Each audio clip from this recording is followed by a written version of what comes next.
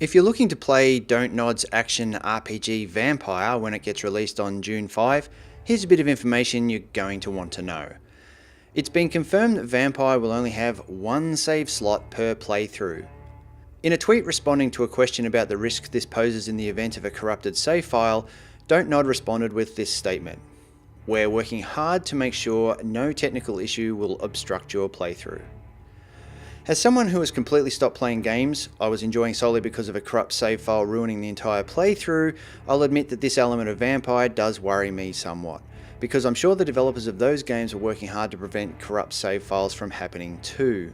But having said that, and despite the obvious danger of losing your entire game if a single save file goes bad, in this case I actually like the one save file approach.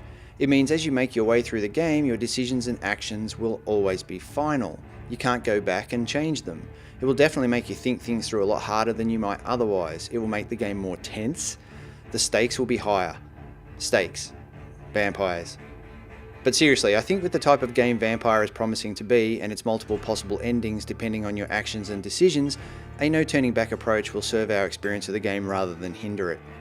Anyway, I guess the main thing to be aware of is that since Vampyr will only have one save file, and since you can't backtrack on your decisions, and since save file corruptions do happen to the best of games regardless of a developer's best intentions, I highly recommend that if you're going to play Vampyr, it might be smart to manually back up your save files as you go. Like, constantly.